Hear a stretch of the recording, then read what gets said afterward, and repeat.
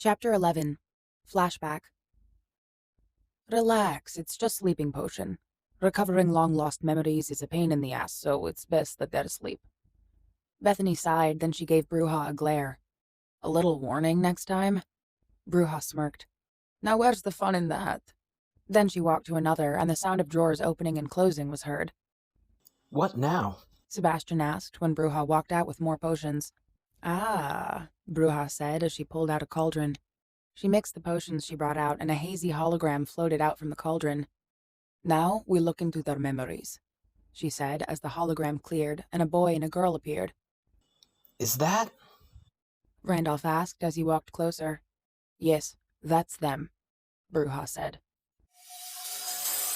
Jace, Valerie, come down this instant, a woman in her mid-20s yelled up the stairs. A little girl, maybe in her 5th year, with blonde hair, and an older boy, maybe in his 8th, with red hair, trailed behind her. Yes, Mama? The girl, Valerie asked, ever so oblivious. The boy, Jace, who was always more observant than his sister, narrowed his eyes when he saw the cold smile their mother gave to Valerie. He never trusted her.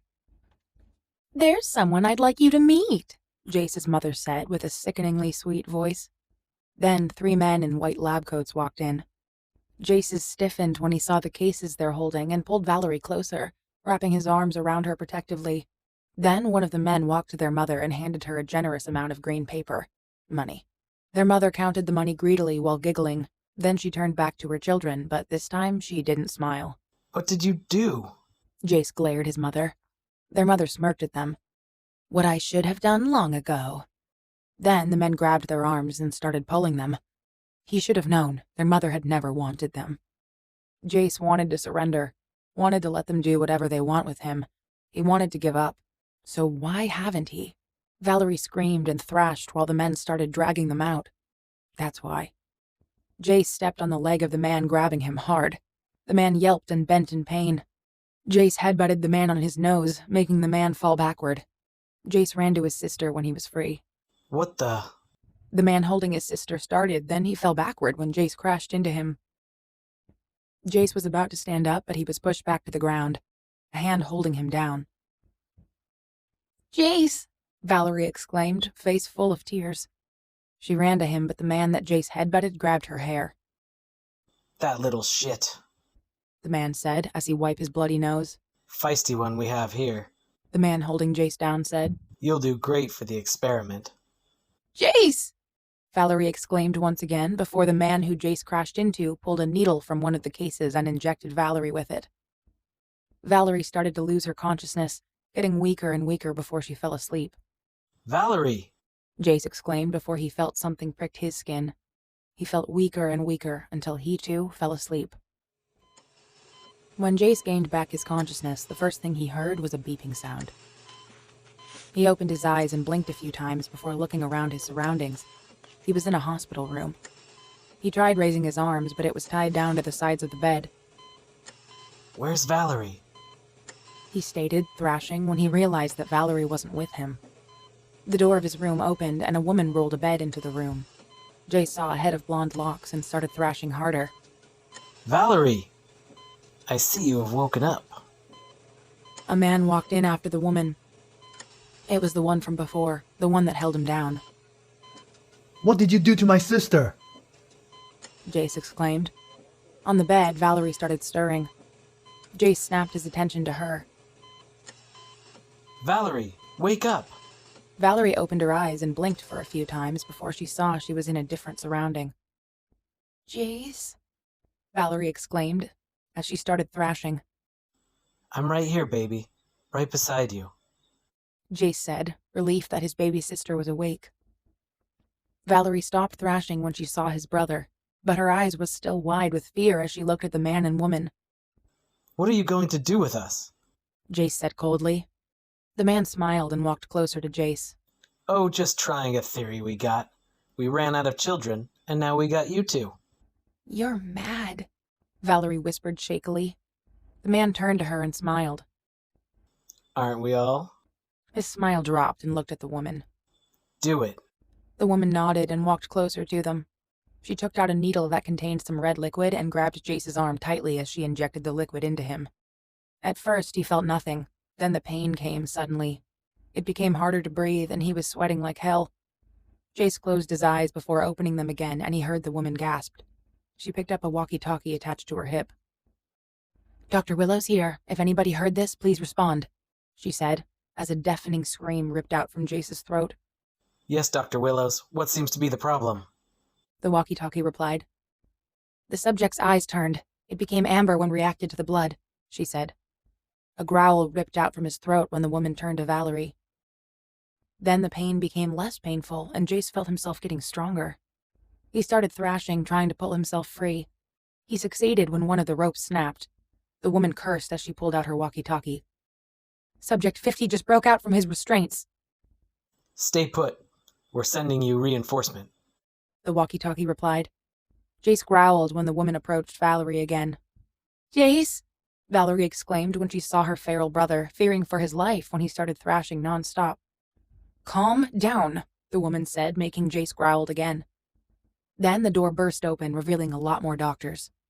Hold him down! Hold him down! Someone find the hypnotic!" someone shouted as they held Jace down. "Here's the hypnotic," someone said. Bring it here. "Stop it!" Valerie shouted, and Jace turned his head towards her. "Stop it!" she yelled, as tears streaming down her face. "Stop it! Stop hurting my brother!" she said, and started thrashing too, but she was too weak. "Jace!" Valerie exclaimed, and he whimpered when he heard how broken her voice was, how helpless she sounded. He felt something prick him, and he see and hear no more. It's been 2 years since these people brought them here. They called themselves MSS, and they were scientists that were obsessed with shifters. Shifters like werewolves, were-coyotes, etc. After every test, they'll put them in cages. After them, more and more children started coming. The children were all humans once before they got experimented on. Now they were all animals, which means the experiment was a success.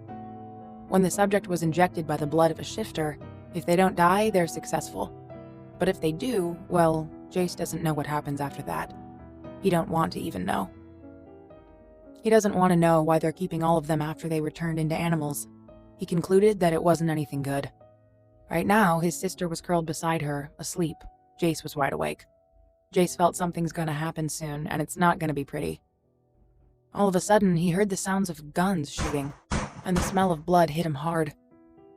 The man that brought them here, who was also the head of this crazy group, rushed in with a bloodied lab coat.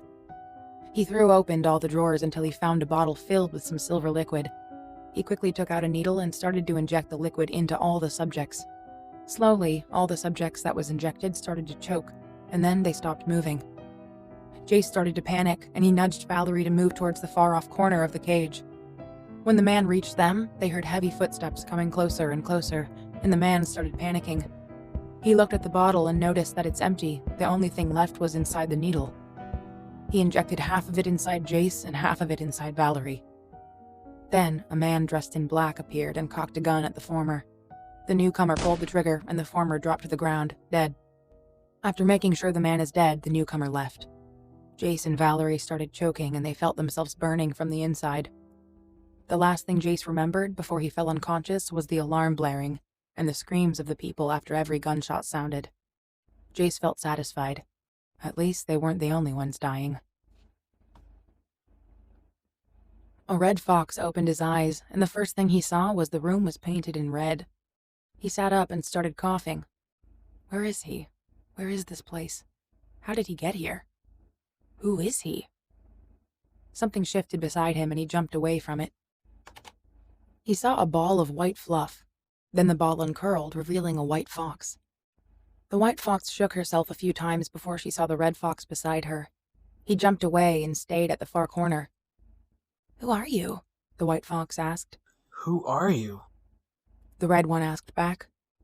I don't know," she stuttered. Are we somehow related? Since we're both foxes, and you were beside me when I woke up. The red one asked. "I think so," the white one replied. "What's your name?" The red one thought for a while, but his mind came out blank. I don't know. "Oh, how about red? Since you're red in color," she said and wagged her tail. Sure. Red said. What about you? I'll be Snow, since my fur is white as snow, she said. All right. Red said. Then his ears picked up footsteps coming closer and closer. He hissed and stood protectively in front of Snow. Somehow that felt right to him. Where did Mr. Birdie say they were again? They heard a girl said.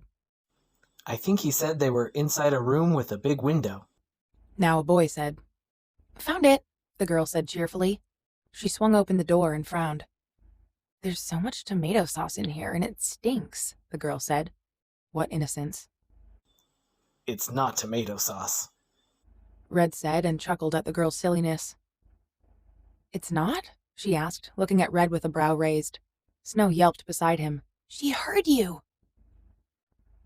Of course she heard you. We both did. A boy said, then he walked in and frowned. Why is there so much tomato sauce on the floor? He said and sniffed the air, then put his hands over his nose and mouth. Ugh, it stinks. Yuck. The boy said. It's not tomato sauce. Red said again. It's not? The boy said, looking at Red with a brow raised. He mentally laughed at how similar they were. Then is it chili sauce? The girl asked. No, it's blood, Snow said. Ew! They both squealed. Not the normal reaction to have when realizing you're in a room covered in blood. Red said. We've seen enough blood. Mummy owns a vet. Seeing blood is kinda normal now since her hands were always covered in them after a surgery. Ah. All right, the girl said and clapped her hands together. Let's get you out of here, she said and walked over the pool of blood. How did you know we were here? Red asked. My birdie told us when we saw him resting on a tree branch, she said as she tried to open the cage. It's locked, she said. Then she turned to the boy. We need to find the key, she said. Then their eyes landed on the man on the floor. Jackpot, they both said and went to check all of the pockets. Ugh, it stinks, she said with a frown. Found it. The boy said and pulled out a bunch of keys. Oh yeah. The boy said and went to open the cage with the keys. After a while of trying the keys, they finally found it as the lock on the cage opened and fell to the ground. Yes, the boy said and pumped his fist in the air. Red and Snow jumped onto the boy and girl and licked their faces. Thank you. Red said, and they all went out of the room and out of the warehouse with the foxes in the kids' arms. Just then, they heard someone shouted from afar. Kids, dinner's ready! And that's our mum. We hope to see you again. The boy said as he placed Snow down on the ground, the girl doing the same. We hope so too, Snow said. Stay safe, the girl said to the foxes. They went their separate ways. Then Red stopped and shouted back at them. What are your names? Both of them smiled.